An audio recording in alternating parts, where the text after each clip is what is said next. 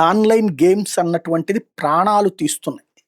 చివరికి ముందు సరదాగా ఆడుకోవడం. నాకు అప్పట్లో ఏదో సరదాగా ట్రైన్‌లో వెళ్తున్నటువంటి సందర్భంలో ఏదో గేమ్ అదేదో బోర్ల పగలగొట్టేదనమాట.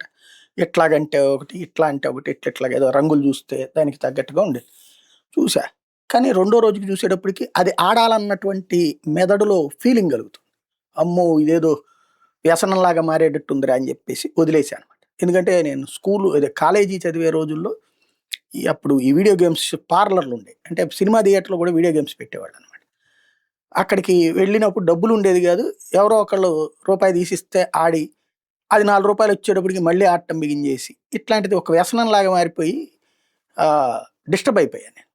దాంతో ఆ గేమ్స్ నుంచి పూర్తిగా పక్కకొచ్చేసానమాట. అందుకని అసలు ఫోన్‌లో గేమ్స్‌ని ఓపెన్ గూడా చేయను. నా ఫోనుల్లో ఏ యాప్‌లో గూడా గేమ్స్ వాడను నేను. ఆడను. ఇది చాలా ప్రమాదకరం. ఒకసారి అలవాటు పడ్డాక ఖాళీగా ఉన్నప్పుడు అది బిగించేయాలనిపిస్తే, బిగించేసాక మనకింక బయట ప్రపంచంతో సంబంధం అనిపించదు. ఏం మాట్లాడుతానో పట్టదు. అదో విచిత్రమైనటువంటి పరిస్థితి ఉంటది. బట్ దీనికి అలవాటు పడిపోతే డబ్బులు పెట్టి ఫస్ట్‌లో లైఫ్‌లు వస్తా ఉంటాయి. ఆ తర్వాత లైఫ్‌లు పోతా ఉంటాయి. లైఫ్‌లు కొనుక్కోవచ్చని బిగించేస్తాడు. తద్వారా మన దగ్గర నుంచి డబ్బులు మింగేస్తారు.